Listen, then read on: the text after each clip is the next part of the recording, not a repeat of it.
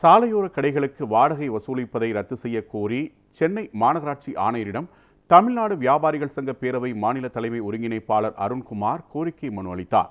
இது தொடர்பாக அவருடன் நமது செய்தியாளர் ரஃபிக் நடத்திய கலந்துரையாடலை தற்போது பார்க்கலாம்.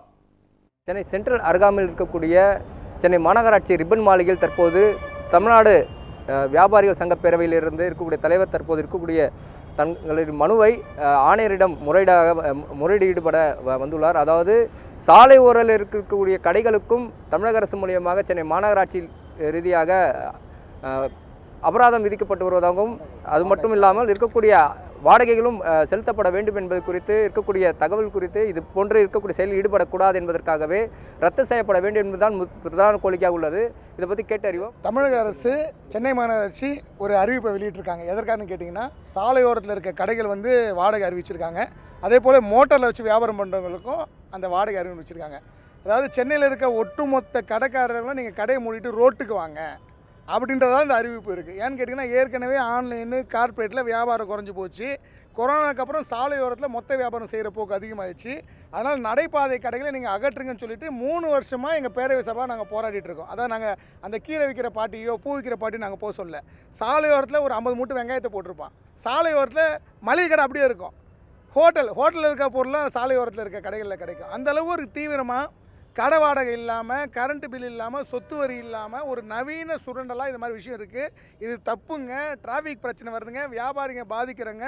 முறையாக மாநகராட்சிக்கு வரி கொடுக்குற, அரசு வரவேல பெரும் பங்கு வகிக்கிற நாங்கள் பாதிக்கப்படணும் கத்தல் கத்துறோம். அந்த கத்தலுக்கு பதில் இல்லை. இப்போ புதுசாக ஒரு அறிவிப்பு எடுத்திருக்காங்க. அதாவது நிரந்தர ஸ்ட்ரக்சர், ஒரு 25 ஸ்கொயர் ஃபீட்னா வருஷத்துக்கு 750 ரூபா வாடகை, மோட்டாரை வச்சு வண்டியில் வியாபாரம் பண்ணிங்கன்னா இவ்வளோ வாடகைன்னு ஒரு மோசமான அறிவிப்பை எழுதியிருக்காங்க. அதாவது பிளாட்ஃபார்ம் கடைகளை அங்கீகரிப்பது போலவும் முறையாக வணிகம் செய்வர்கள்லாம் இந்த நாட்டை விட்டு வெளியேறுங்க அப்படின்ற மாதிரி இந்த அறிவிப்பு இருக்குது. ஏற்கனவே தினமும் சட்ட ஒழுங்கு பிரச்சனை இருக்குது. கடை வாசலில் கடையை போட்டுக்கிறான். ஏன்னு கேட்டால் சண்டைக்கு வரான். ஓகே, ஏற்கனவே இவங்களை அங்கீகரித்து கஷ்டப்படுறவங்களுக்கு கொடுக்குற கார்டு அத்தனை பேரும் வாங்கி வச்சுருக்கான் மாநகராட்சி கார்டுன்ட்டு. அந்த சண்டை இருக்குது. இந்நேரத்துக்கு இந்த மாதிரி வாடகையும் நீங்கள் போட்டிங்கன்னா அப்புறம் எதுக்கு கடை? எல்லாமே பிளாட்ஃபார்முக்கு வந்துட வேண்டியதானே. அதனால் ஒன்று அவங்களுக்கு அந்த வாடகை உத்தரவை திரும்ப பெற்று பிளாட்ஃபார்ம் கடைகளை அப்புறப்படுத்துங்க. இல்லைன்னா சென்னையில் இருக்க அத்தனை பேருக்கும் ஒரு 50 ஸ்கொயர் பிளாட்ஃபார்மில் இடம் கொடுங்க, நாங்களும் பிளாட்ஃபார்முக்கு வந்துடும். இவங்க இதை சரியாக பண்ணலன்னா முதல் போராட்டமாக ரிப்பன் பில்டிங் வாசலில் தான் நாங்கள் கடைகள் போடுவோம்.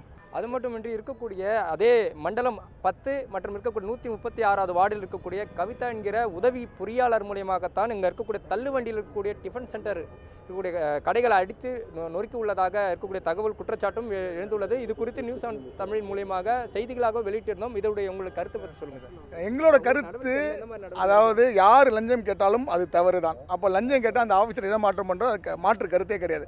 ஆனால் அவர்கள் கேட்கறதுக்கான முகாந்திரம் என்ன? எப்படி அந்த கடையை அங்கே அலோவ் பண்ணாங்க இவ்வளோ நாள்? பக்கத்தில் ஹோட்டலில் ஒருத்தர் வச்சு நடத்துகிறான். அப்போ அது பக்கத்தில் நீங்கள் தள்ளு வண்டி வச்சு நடத்துறீங்கன்னா, தள்ளு வண்டி முதல்ல ஒரு இட்லியை வச்சு விற்பாங்க. இப்போ பரோட்டா கல் முதல் கொண்டு போட்டுட்டு ஹோட்டலில் கிடைக்கிறதோட மெனு அதிகமாக ரோட்டு கடையில் கிடைக்குது. அது மறுக்க முடியாத விஷயம் தானே. அப்போ இதை முறைப்படுத்துங்க நாங்கள் சொல்கிறோம். முறைப்படுத்தும் போது அவங்களுக்கு அரசு சார்பாக அரசு நிதியுதவி கொடுக்கட்டும், முத்ரா லோன் கொடுக்கட்டும், அவங்களுக்கு ஒரு கடை வாடகை எடுத்து நடத்துங்க. நாங்கள் வேணாம்னு சொல்கிறோம். அப்போ அரசு அதை முறைப்படுத்தி பிளாட்ஃபார்ம் கடையில் இல்லாத அளவு அதெல்லாம் டிராஃபிக் வருது, எவ்வளோ பிரச்சனைகள் இருக்குது. காவல்துறை தினமும் சட்ட ஒழுங்கு பிரச்சனை, ஏதாவது ஒரு கடையில் சண்டை. அப்போ அதை முறைப்படுத்தி அவர்களுக்கு கடைகள் கட்டி கொடுங்க. அதுதான் நிரந்தர தீர்வு. பிளாட்ஃபார்ம் கடைகள் இன்னும் அறவே இருக்கக்கூடாது.